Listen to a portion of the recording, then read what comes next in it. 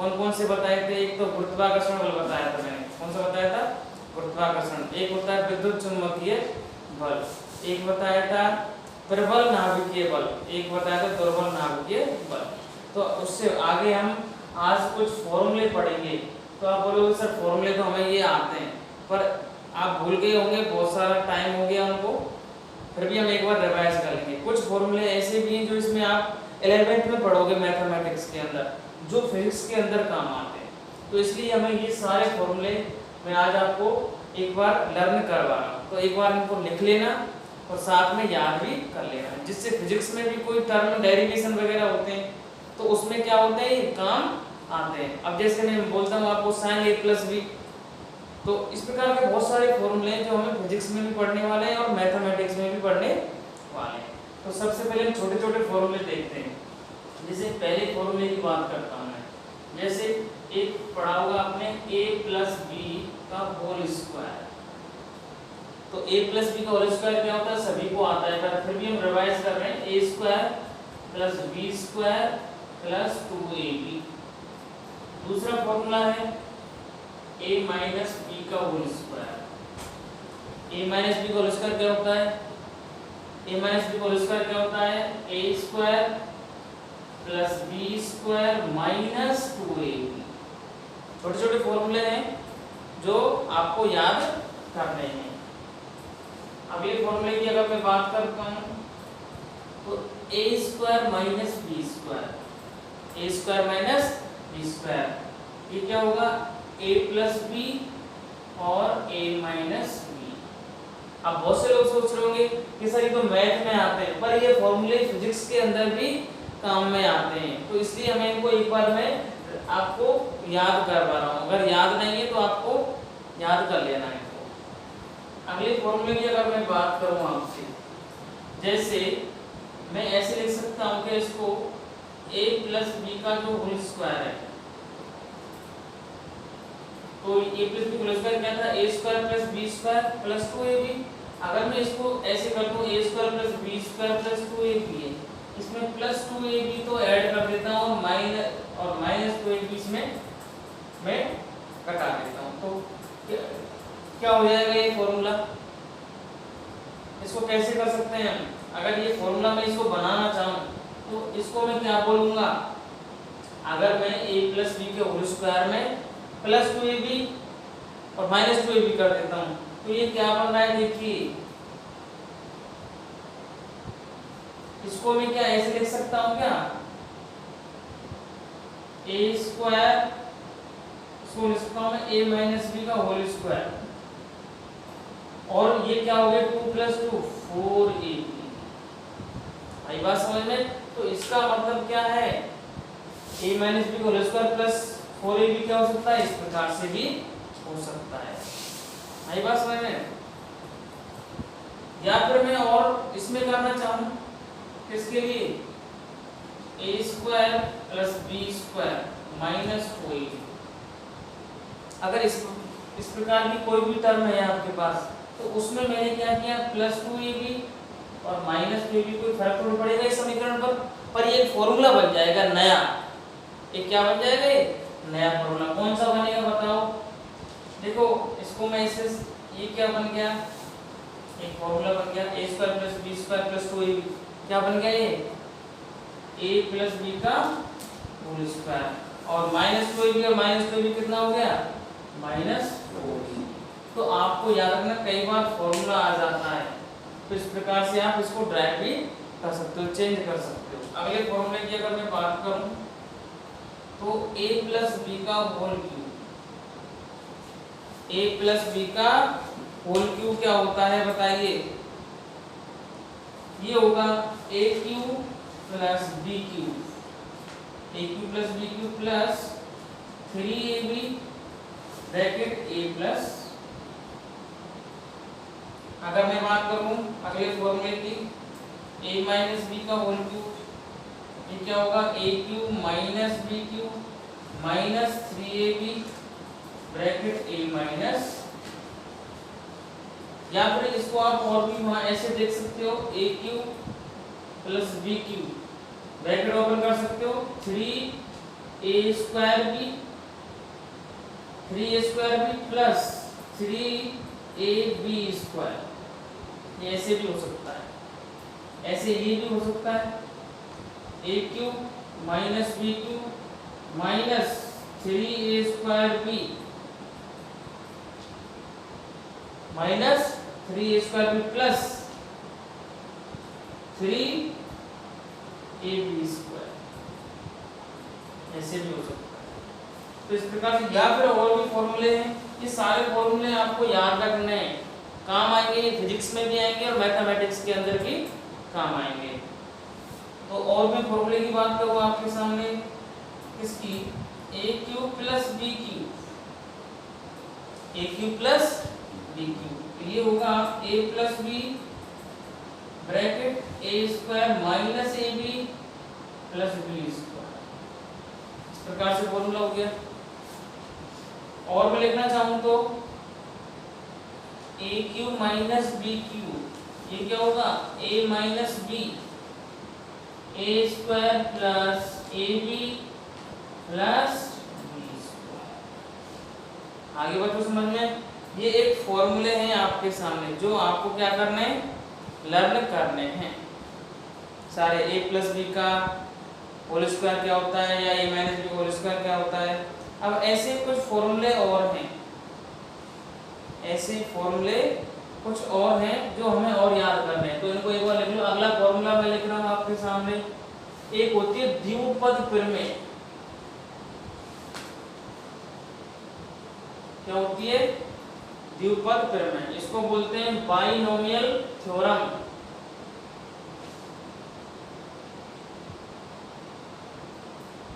Binomial theorem बोलते हैं इसको, क्या बोलते हैं।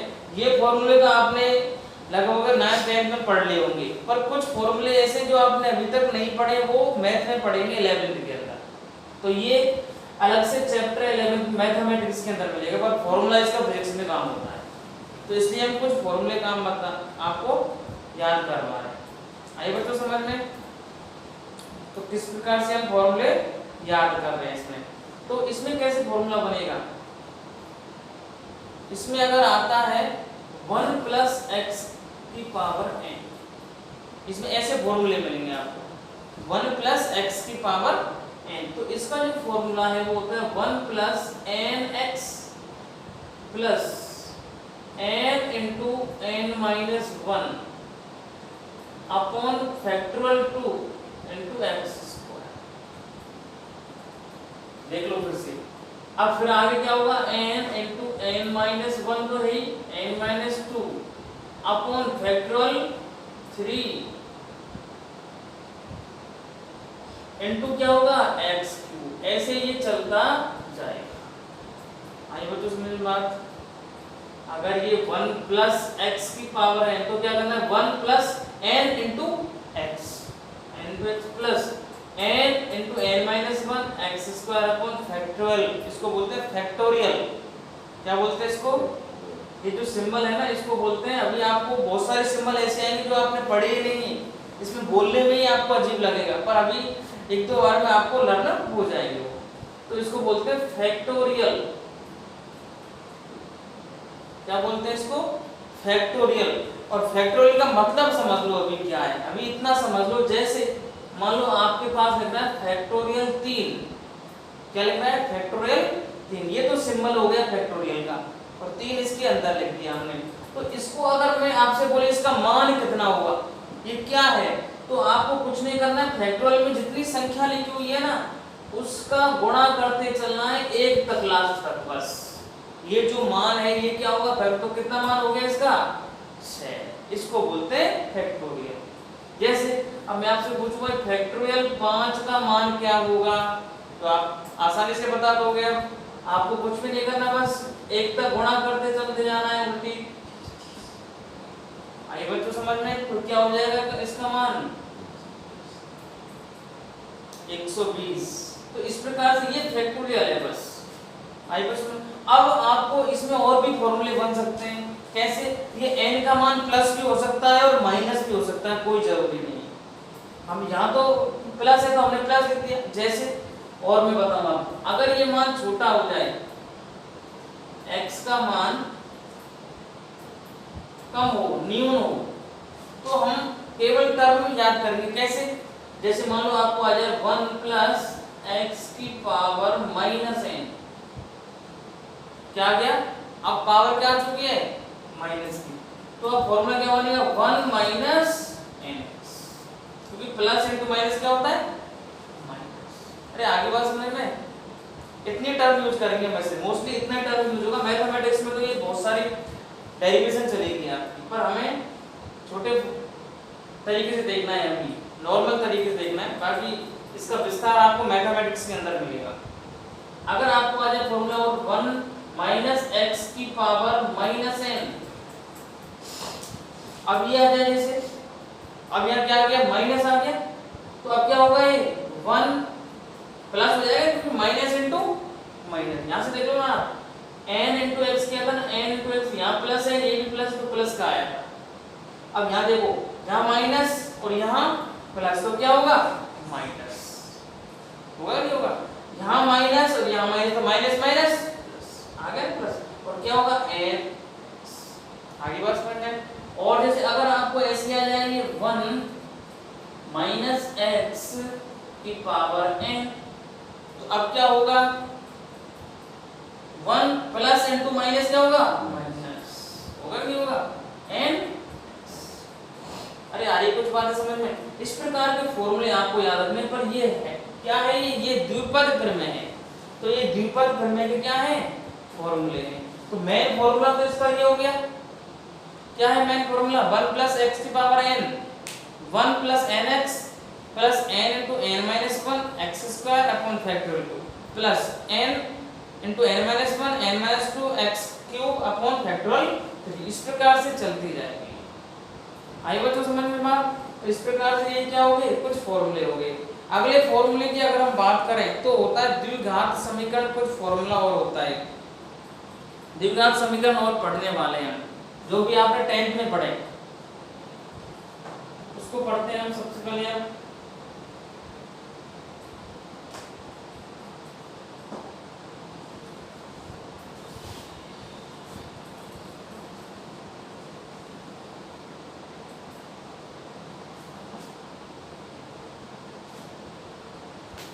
अब पढ़ने वाले हैं हम द्विघात समीकरण।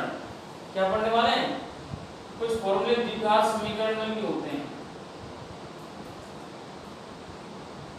ये फॉर्मूले आपने 10th में पढ़े हैं, इसको बोलते हैं इंग्लिश में क्वाड्रेटिक इक्वेशन। क्वाड्रेटिक इक्वेशन, ये क्वाड्रेटिक इक्वेशन आपने पढ़ी है। कैसे? इसमें कैसे पढ़ी है हमने? ये जो द्विघात समीकरण होता है, नाम से पता चला इसकी घात कितनी होगी, तो इसमें कितनी भी हो सकती है पावर, इसमें तो घात कितनी भी हो सकती है। अगर दो घात तक हो, जैसे आपने पढ़ा हुआ है formula ax² plus bx plus c बराबर 0, ये क्या है? द्विघात समीकरण होता है, उसका समीकरण है, इक्वेशन है। तो इसमें से क्या करवाता है? आपसे फैक्टर करवाता है, कई बार गुणनखंड करवाता है इसके। तो इसके गुणनखंड कैसे ज्ञात करें? सिंपल आपको देते हैं, उसके तो आप आसानी से कर देते हैं, पर इसके लिए जो हम खंड निकालते हैं, जिसके फैक्टर निकालते हैं, वो फैक्टर कैसे निकालते हैं? इसके फैक्टर निकालने के लिए जो x का मान होता है वो होता है minus B plus minus under root B square minus 4ac बटे 2a बटा 2a। इस प्रकार से क्या निकालेंगे हम? इसका खंड निकालेंगे, फैक्टर निकालेंगे। अब आप बोलोगे सर हमें तो पता ही नहीं इसमें ये क्या है, b क्या है, a क्या है और c क्या है। तो जो a है वो x² का गुणांक है, x² का जो गुणांक होगा वो क्या होगा? a होगा, और x का गुणांक क्या होगा? b होगा, और c क्या है? अचर पर जो कांस्टेंट वैल्यू होगी वो क्या होगा? इसमें c होगा। जैसे मैं आपको समझाता हूँ, मान लो आपके पास कोई समीकरण आ गया x² प्लस 2x प्लस 3 बराबर 0। तो इसमें आप इसका गुणनखंड ज्ञात करो, कोई एक पद ज्ञात करो, इसके फैक्टर करो आप। तो फैक्टर कैसे करोगे, इसका फैक्टर कैसे करोगे? तो हम क्या करें, द्विपद में द्विघात समीकरण डायरेक्ट लगा देंगे। कैसे? अब इसमें बताओ a की वैल्यू क्या है, x स्क्वायर गुणा क्या होगा, कोई नहीं है तो एक तो होगा, एक लिख दिया। b क्या होगा, b का मान क्या है, b कहां पर है, x के पास, देख लो b की वैल्यू कहां मिलेगी, x के पास। और c क्या होगा, अचर पर, तो c की वैल्यू क्या होगी। तो इस प्रकार से हम ये फॉर्मूला कहां पर कर देंगे, ये जो वैल्यू है वो इसके अंदर लगा के आंसर निकाल देंगे। तो इस प्रकार से क्या आता है, ये द्विपद प्रमेय हमारे काम आता है। बहुत सारे समीकरण बनेंगे तो मान निकालने पड़ेंगे वहां में, आई बात समझ में। तो इस प्रकार से हम करने वाले हैं इसको। अब हम नेक्स्ट चलते हैं इसमें। अब हमारी कोई सीरीज होती है, क्या होती है, सीरीज, जिनको बोलते हैं श्रेणी। जैसे आपने 8वीं में 9वीं में पढ़ी होगी समांतर श्रेणी, गुणोत्तर श्रेणी, और एक और पढ़ने वाले 11th के अंदर जिसको बोलते हैं हरात्मक श्रेणी। ठीक है, तो इस प्रकार के हमने फॉर्मूले पढ़ने हैं। तो भाई बताइए क्या होती है समांतर श्रेणी, क्या होती है समांतर श्रेणी, किस प्रकार से होती है?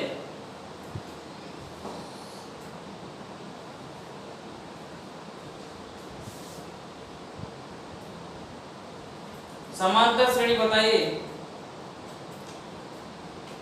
सबसे पहले हम पढ़ने वाले हैं समांतर श्रेणी, जिसको बोलते हैं अर्थमेटिक प्रोग्रेशन। क्या बोलते हैं इसको, अर्थमेटिक प्रोग्रेशन, एपी बोलते हैं शॉर्ट में इसको। क्या बोलते हैं इसको, एपी। तो समांतर श्रेणी क्या होते हैं, नाम से पता चला है समांतर, इसमें अंतर क्या होगा, समान होगा। जैसे मैंने लिख दिया 2 4 6 8 10। अब मैं आपसे बोल रहा हूं अगले का आएगा, अगला क्या टर्म आएगा 12। आप बता सकते हो क्यों, इसमें अंतर क्या है, समान है। कितने का अंतर है इसमें, 2 का। इसमें कितने का, 2 का। इसमें कितने का, 2 का। इसमें भी 2, सभी में 2 का है। तो ये अंतर है, इसको बोलते हैं सार्व अंतर। क्या बोलते हैं इसको, सार्व अंतर। जैसे अब मैं इसमें मान ये क्या है, पहला पद है, ये क्या फर्स्ट टर्म है, तो इसको ये आया कैसे, इसमें सार्व अंतर कितने का है, सार्व अंतर। इसको बोलते हैं कॉमन डिफरेंस। क्या बोलते हैं इसको, कॉमन डिफरेंस। तो यहां बताइए एक बार कॉमन डिफरेंस कितने का है, 2 का ही तो है कॉमन डिफरेंस। इसमें सार्व अंतर कितने का है, 2 का। और सार्व अंतर को d से दर्शाते हैं, तो याद रखना किससे दर्शाते हैं, d से। और प्रथम पद कौन सा है इसमें, पढ़े होंगे ना आपने 8वीं 9वीं में। प्रथम पद का मतलब पहला पद, जिसको बोलते हैं ए, फर्स्ट टर्म बोलते हैं उसको। तो प्रथम पद को ए से दर्शाते हैं। तो यहाँ पर कितना है, 2 है। अब जैसे मैं आपसे बोलना चाहूं भाई, इसमें ये तो आपने बता दिया भाई, 5वां पद क्या होगा, इसमें क्या होगा 5वां पद, जैसे 3 और 4 और 5वां पद 10 हो गया। अब ये तो आपको सामने दिख रहा है, 2 का कर लिया। अब मैं आपसे जैसे पूछूं इसमें 50वां पद क्या होगा, तो आप ऐसे 50 का लिखोगे क्या, नहीं लिखना है। तो इसके लिए एक फॉर्मूला है, क्या है इसके लिए एक फॉर्मूला, जिसको बोलते हैं nवां पद। क्या बोलते हैं उसको, nवां पद। तो इसकी पहले कंडीशन देख लो आप। तो यहाँ देखो 2 पद कैसे मिल रहा है, ऐसा क्यों है, तो इसकी जो इक्वेशन होती है वो होती है a plus d, a plus 2d, a plus 3d, इस प्रकार से चलेगी। जैसे देखो यहाँ a क्या है, 2 है, a प्लस d को जोड़ो, इसमें 2 प्लस 2 कितना हो गया, 4 आ रहा है क्या। अब यहाँ से देखो a प्लस 2d, a मतलब 2d मतलब 2 दूनी 4, 4 और 2 6 आ रहा है। a प्लस 3d, डी में 3 2 6 हो गए और 2 कितने हो गए 8। तो इस प्रकार से क्या है, अगला टर्म आता जा रहा है अपने पास। अब मैं nth पद की बात करूं, nth टर्म में क्या होगा इसका, n टर्म जो होगा वो होगा tn equal to a plus n minus 1 into D. इस प्रकार से फॉर्मूला है ये nवें पद का, पढ़ा हुआ आपने। तो यहां से हम निकाल सकते हैं। अगर मैं आपसे बात करूं n पद या सम ऑफ n टर्म, सम मतलब nवें पद का योग। अब मैं यहां से बोलूंगा 5वें जो पद है उसका का योग क्या होगा, n पदों का योग, जिसको आप क्या बोलते हैं, n पदों का योग। तो n पदों का योग कैसे निकालोगे आप, इसका फॉर्मूला आपने पढ़ा होगा Sn बराबर n/2, पढ़ा है क्या, n/2 2a plus n minus 1 into D, पढ़ा है क्या इस प्रकार से n/2 2a plus n minus 1 into D. या फिर अगर आपको इसमें एक कंडीशन और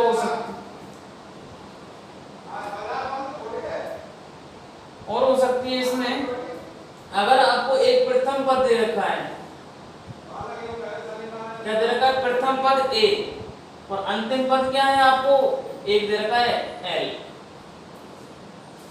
अगर आपको कोई भी क्वेश्चन में पहला पद दे रखा है और लास्ट पद दे रखा है, तो आप ऐसे कैसे निकालोगे n पदों का योग। तो इसके लिए डायरेक्ट फॉर्मूला है n/2 a plus l, direct पहला पद प्लस अंतिम पद बटा n/2।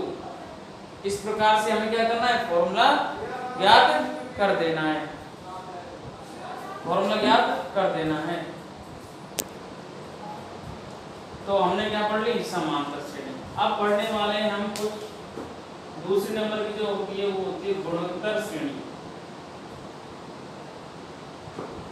कुछ बेसिक फॉर्मूला मैं बता रहा हूँ आपको जो काम आने वाले हैं। बाकी ये चीज आप मैथमेटिक्स में पढ़ोगे, स्पेशल से चैप्टर है आपके, सारे श्रेणी आप मैथमेटिक्स पढ़ने वाले, ठीक है। तो इसको बोलते हैं जियोमेट्रिक प्रोग्रेशन।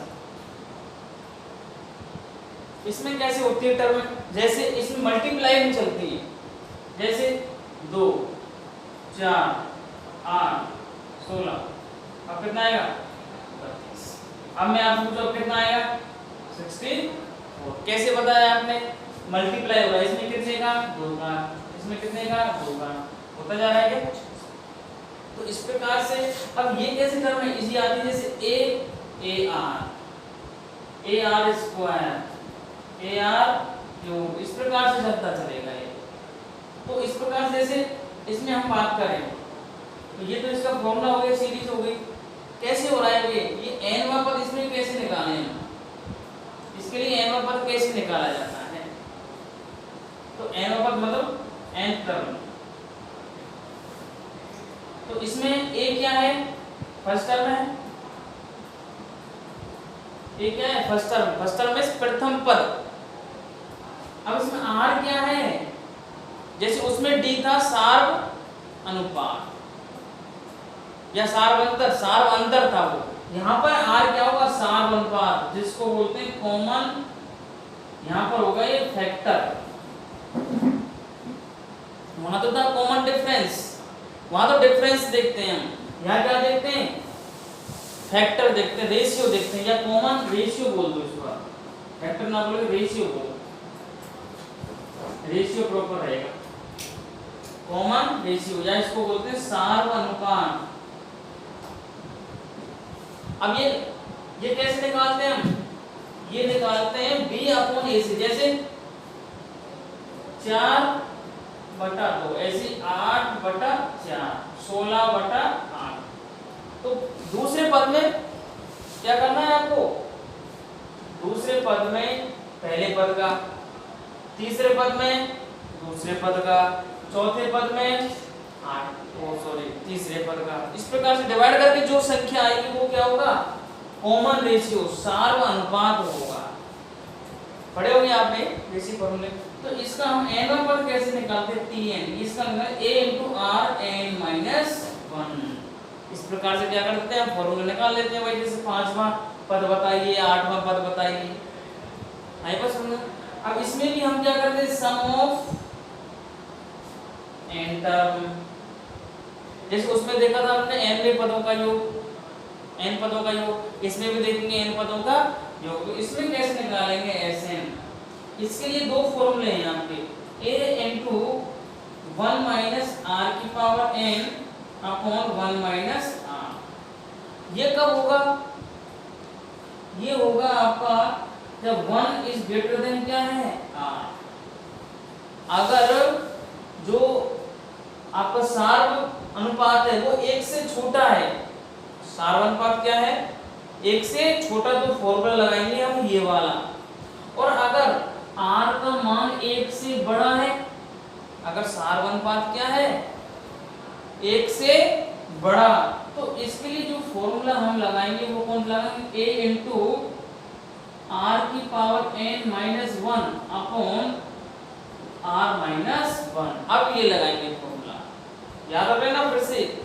इसमें सार्व जो आपका अनुपात है वो अगर 1 से बड़ा आ रहा है, 1 से बड़े का मतलब r इज ग्रेटर देन 1, तो फॉर्मूला होगा ये। और अगर 1 से छोटा आ रहा है सार्व अनुपात, तो फॉर्मूला लगेगा ये। आई बात समझ में। इस प्रकार से हमने ये फॉर्मूला तैयार कर लिया n पदों का योग का। अब परिधि में आपको अनंत पदों का योग आ जाए, अनंत पदों का इनफाइनाइट पद हो,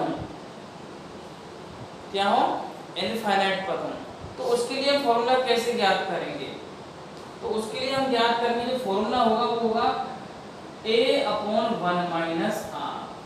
Sn बराबर क्या होगा, a अपॉन 1 - r। a क्या है, a क्या होता है प्रथम पद, r क्या होता है सार्व अनुपात। तो इस प्रकार से हमने ये गुणोत्तर श्रेणी की कंप्लीट कर ली। तीसरी प्रकार की और होती है एक, तीसरी प्रकार की जो श्रेणी होती है वो क्या होती है, हरात्मक श्रेणी। ये बता रहा हूं उसको भी, हरात्मक श्रेणी, इसको बोलते हैं हार्मोनिक प्रोग्रेशन, हार्मोनिक प्रोग्रेशन।